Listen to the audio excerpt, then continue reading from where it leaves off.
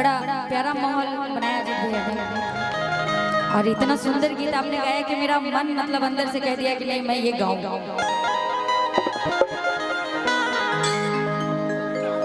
मेरे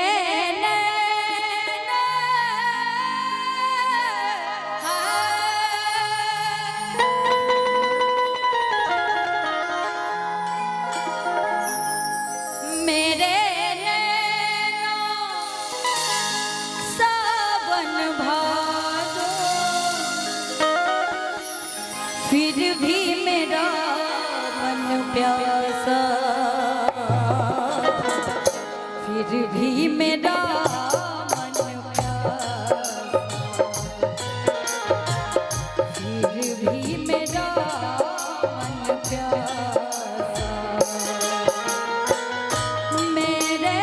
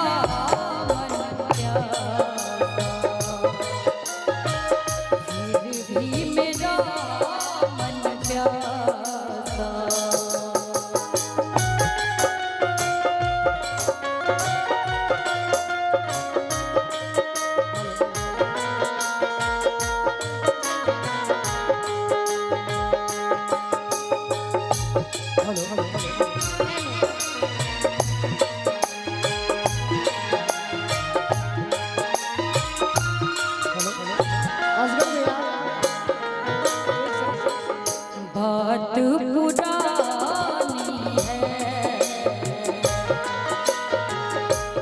एक कहानी है।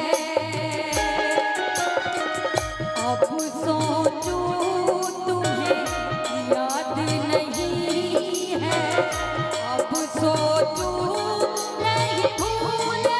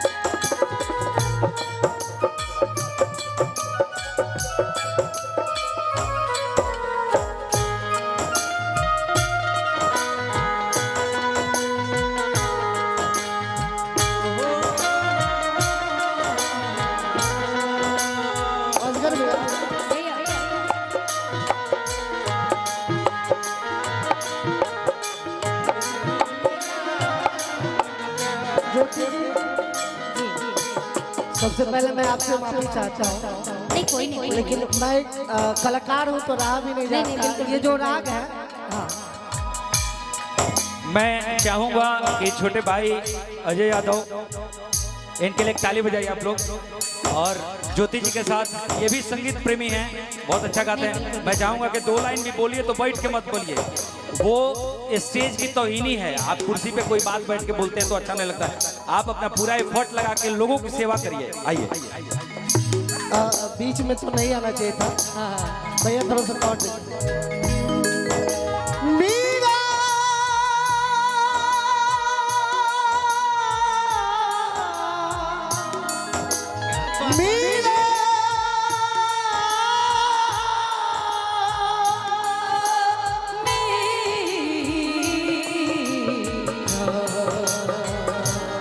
कहते हैं काहे तेरी अखियों में पानी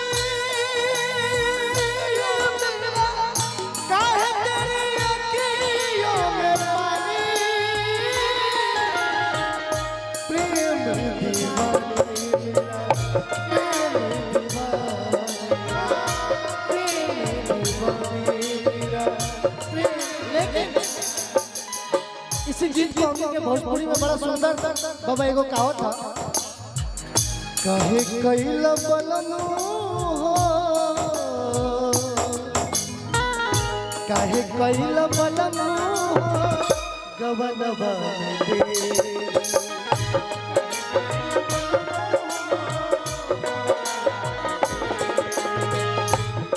कैल बलनु गवन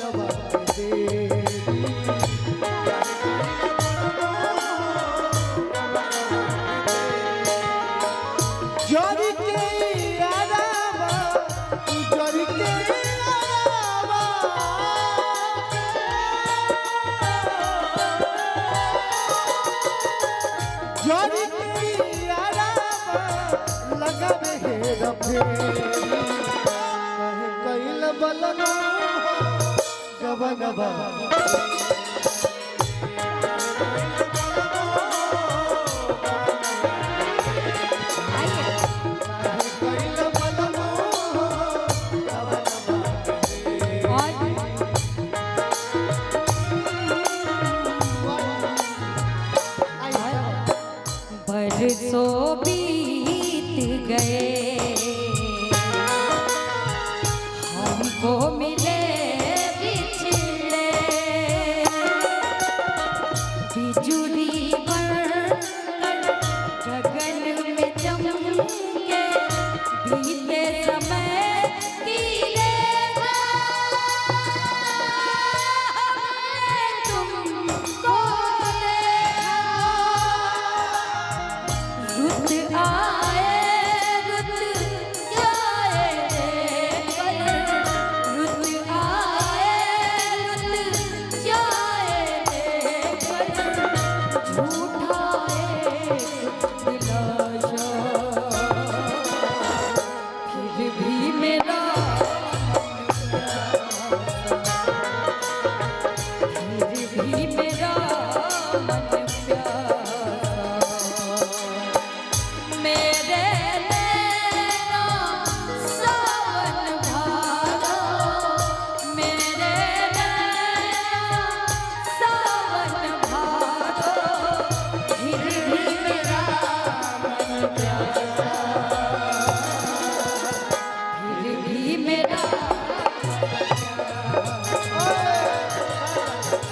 फिर भी मेरा मन प्यासा। माई जी आप बड़ा प्यारा हिंदी गाती हैं और मैं आपको सुनता भी हूँ, लेकिन यही बात है हमने के छपरा जिला के लड़का आप भोजपुरी अंदाज में कहीं अजीत भैया तो कैसे कहेगा, कसर मालूम का घबरालू, कसर मालूम का घबरालू, सबको दिखा के सब फेरे लिए कि का सर मालूम का घबरालू, कि सबको दिखा के मैंने अरे साथ फेरे लिए, बोलो भाई कि रब ने बनाया तुझे मेरे लिए, मेरे लिए, रब ने बनाया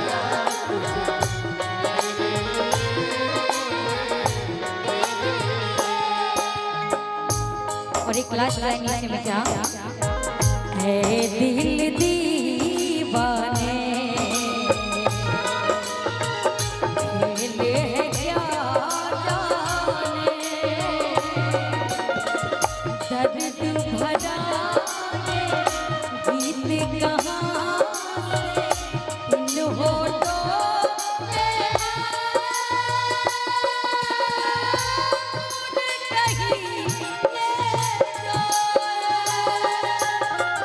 भूल गए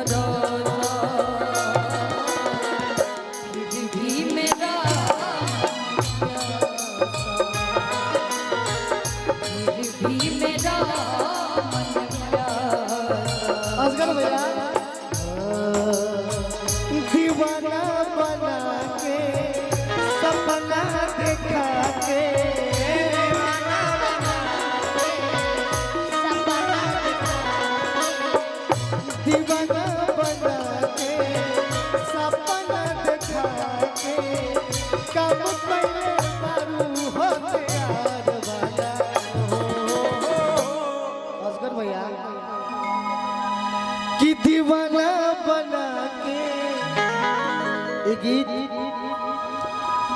अजीत भैया के लिखल, हमारा बड़का भैया अजीत आनंद जी के गावल। आ एक गीत खातिर झगड़ो भई रहे हमरा गोलू राजा भाई में कि दीवाना बना के अरे सपना दिखा के अरे काम कैले बारू हथियार वाला कि तहरा के कहता हो वाह वाह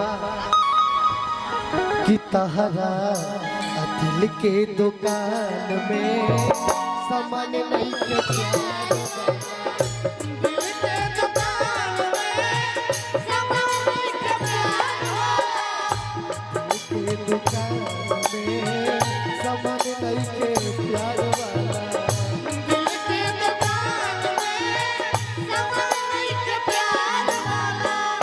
दीवाना बना के सपना देखा के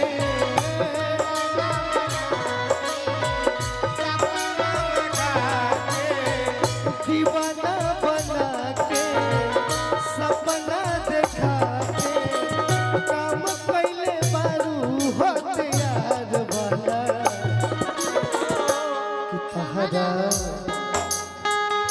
कि तहरा दिल के दुकान में सामान नहीं के बोली